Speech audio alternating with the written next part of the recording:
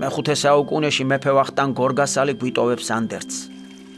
ეძიებდეთ ქრისტესთვის სიკვდილსა.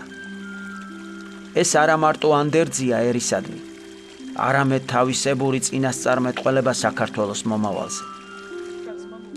14 საუკუნის შემდეგ წმინდა ილია მართალმა ასე შეაფასა ქართველი ერის განვლილი გზა. ქრისტე ღმერთი ჯვარს ეცვა ქვეყნისათვის და ჩვენც ჯვარს ვეცვით ქრისტესათვის. ეს იყო პასუხი წინაპრის ანდერძზე, ხაზგასმა საქართველოს მისიაზე. არის საქართველოში ადგილები, სადაც შემორჩენილია ასე ვთქვათ სისხლიანი ქვები.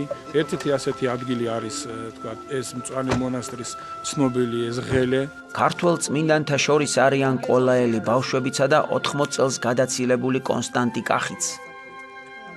100,000 თბილისელი მოქალაქე და 6,000 გარეჯელი ბერი. უბრალო ქართველი გლეხები და სამეფო ოჯახის წევრები.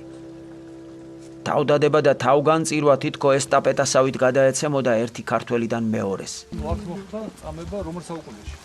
მე-16-ში. აი თურქულ ბარო იყო განსაკუთრებით მე-16-ში. ახალციხეში ფაშეროში. ისტორიკოს აღნიშნულია, რომ განსაკუთრებით თორი დაარბიესო და არც ერთი სასულიერო პირი არ დატოვეს უცხალი. საეპისკოპოსო რეზიდენცია დაარბიესო აბსოლუტურად. მაგრამ განსაკუთრებით სასტიკად მოიქცნენ თურმე ამ მხარეში რა. ქალბატონი მობრძანდა მასწავლებელი თავის მოსწავლეებთან ერთად და საშინელი ტკივილები ჰქონდა ტკიოდა თვალები და როდესაც წაისვა სახეზე ეს წყალი ამ ქვის წყალი განიკურნა.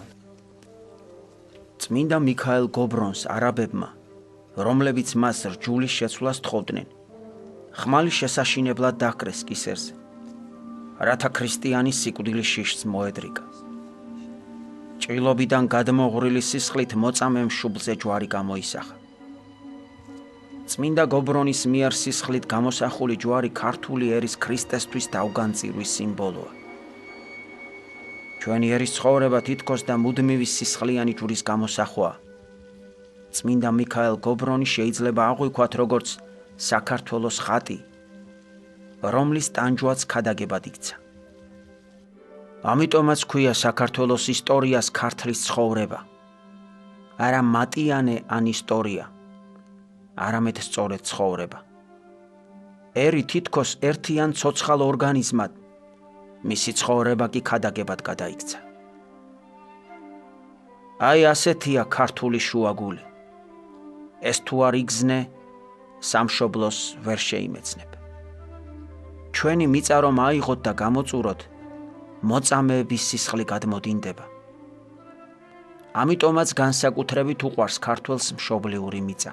ჩვენ ვთვლით რომ ეს ქვა არის მადლიანი ქვა, ეს კუთხე არის მადლიანი და ღვთისმშობელი დაიცავს ჩვენს საქართველოს.